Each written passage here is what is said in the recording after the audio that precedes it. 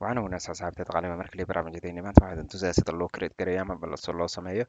folder aan lahayn magac sida kaas oo kale folderkaas sida caadiga folderadan magac bay leeyihiin folderkaas wax magac male markaas qaabkii si bilaaba magacaha aad uga dhigi lahaydeen folderadiina ayaan halkan idin tusaya markaas la socdo wanaagsan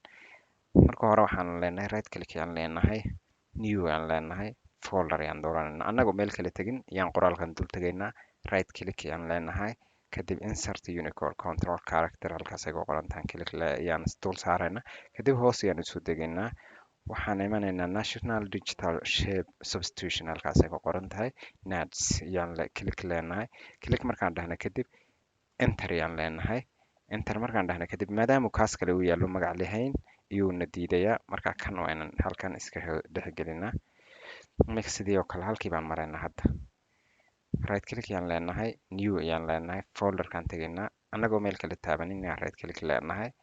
halkaas aan leenahay insert unicode control character kaasaan click leenahay kadib halkaasay nats ku qoran tahay national digital shape substitutionkaan click leenahay sidaas markuu noqdo caddaan keliya soo saaraya enter ayaan leenahay inter markaan dhahna kadib wuxuu noqonayaa bilaa magac ayuu noqonayaa folderkii caadiga oo keligii ayuu halkaas noo soo dhigay ka dhigantay markaas folderada kale isagaa sii dhex gashanaysa hadday aad u baahantahay saasaad folder bilaa magaca lagu shaqeeyaa ama loo sameeyaa waxaan u malaynaya asxaabteeda qaliin inaad fahamteen aad iyo aad baan idin salaam goor walba aad joogtiin dhammaan